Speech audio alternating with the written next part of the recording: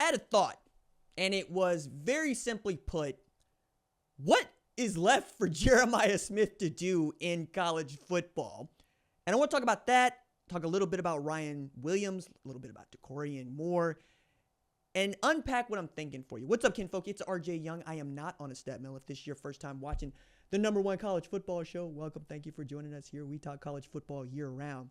So if that is something that you are into, hit that subscribe button, like this video, and answer the question below.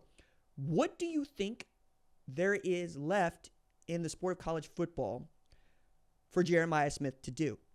And as I was making the list, I quickly went from individual accolades to some other things that just could go right.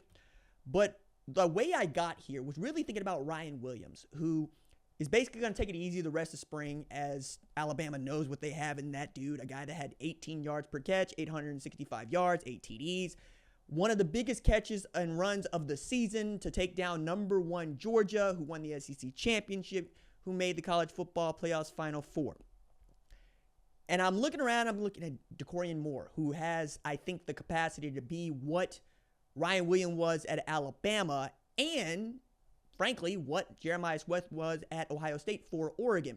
Coming out of Duncanville, it's a guy that had 67 catches for 1,300 plus yards and a ton of touchdowns. 93 yards receiving on a 6A1 team that was really good. 13-1, I believe, was how they ended the 2024 season. And they're going to take the top off the defense. They're going to throw the ball deep. You're going to have opportunities to make some plays in the Big Ten wearing that #1 for Oregon. And then I got back to Jeremiah Smith, who really is the best freshman skill player we have seen since, to win a national championship since Trevor Lawrence, right? Like that's just it. And he was that sort of talisman for them. The same way in which Trevor Lawrence was the guy that got Clemson over the top, even though that's a defensive-laden team, was Jeremiah Smith when they decided, hey, we're just going to throw the ball to 4, and we're going to see what happens here. So he ends the season, averaging 17.3 yards per catch. He averaged 17.6 in the national championship game and had the big game to seal the victory for them against Notre Dame to win Ohio State's first national championship since 2014. And really, there's only a couple of things left here, right? Travis Hunter won the Biletnikoff Award and the Heisman.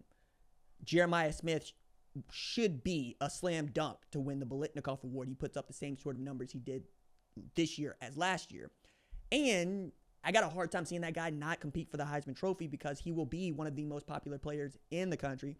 And he's probably going to make the same sort of highlight reel catches that he did last year. He's just going to be a year stronger, a year more mature, a year better in the system. And that should scare the hell out of and terrorize anybody they play. So after the Biletnikoff Award and after the Heisman, All-Americans, whatnot, what else could you do? You could be the guy to break the 8-loss streak to Ohio State, because that's also on Jeremiah Smith's resume. He's also a guy who's got a loss to Michigan, right? Even as he's got a national championship. So that's one. Second one in there is, can you go back-to-back? Can you do this with another quarterback, a green quarterback, and Julian Sayin, or if you want to believe the hype, Lincoln Kienholz? Can you do that? Okay, we'll find out, right? And then nobody has done the three-peat in the modern era. Forget the modern era, since World War II. I think in the modern era, it's integration, 1970 and beyond. Many people say post-World War II. We got to kick it back to before that for the last time we saw 3 consecutive national championship wins, and those Minnesota teams are not really what we think of as being the kinds that we think would win 3 national championships today, given their win-loss records and who they played. Ohio State has that ability. They've always had that ability. They're always going to be one of the best staffed programs, one of the best recruited programs, and frankly, one of the most beloved programs in the sport. And they have a mutant, again, at wide receiver. It's also going to be a challenging year, I think, in ways that Ohio State fans probably haven't got to yet. But anytime you got some change at your coordinators, your offensive line, your quarterbacks, coaches, you're going to have some kinks in there. And they got a big game against Texas to open the season where they get to find out just how good or bad they're going to be against a team that I expect to be in the college football playoff and compete once again for the SEC championship. And it could be Ohio State, Texas once again, like it was in the Final Four last year, where Texas took away Jeremiah Smith. they decided you're going to have to find something else to do here. And it worked out. It was okay, right? Because you got Carnell Tate, you got Brandon Ennis, and you had a defense that pinned its ears back and went to work. A lot of those guys are gone too. You're really going to have to work at this. Jermaine Matthews on the defensive side is probably going to be the guy I would ask to go guard Jeremiah Smith all spring. Just make this miserable as you can for this dude that we're really going to need to play anywhere and everywhere in the secondary, and give Caleb Downs every opportunity to be the guy that he is. And that's also wild. Like, between 2 and 4, you've got maybe 2 of the 4 best college football players playing today. Maybe the 2 best, depending on how you want to slice up quarterbacks or not. I am excited to find this out. I really am. I think we get him for 2 more years and then he's gone, right? That's it. I don't think we're going to live in a world where there's enough. I don't think there's going to be enough in name, image, and likeness to keep that dude at Ohio State for 4 years.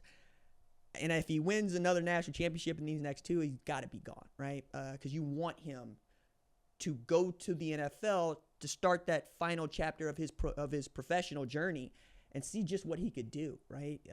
We're going to get to see that with Travis Hunter, frankly. I'm excited about that because that dude's a no-doubt college football Hall of Famer.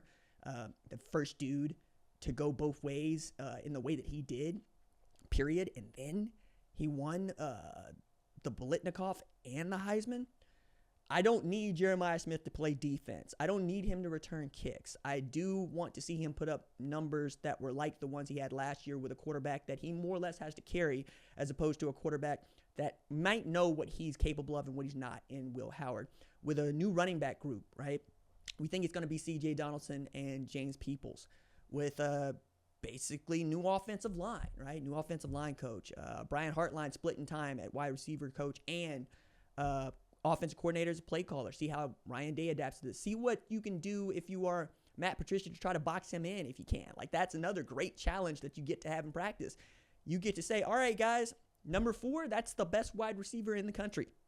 What are we going to do to stop him in practice today?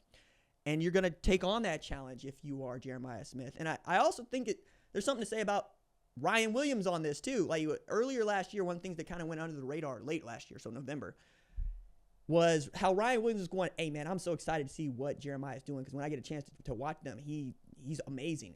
And our games are similar, and they are. They're very similar. They're 2 very big, very strong, very physical wide receivers.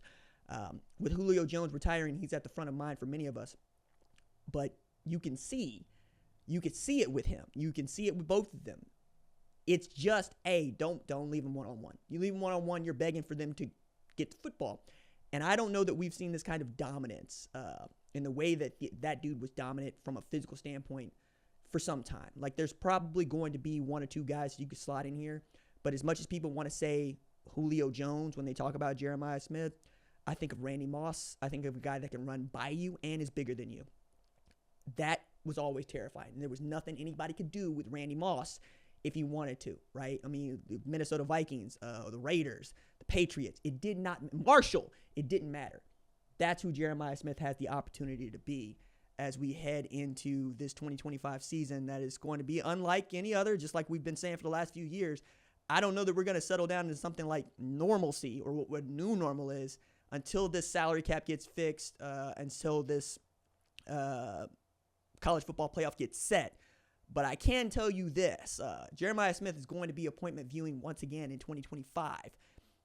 I can't wait to see what he's going to do next.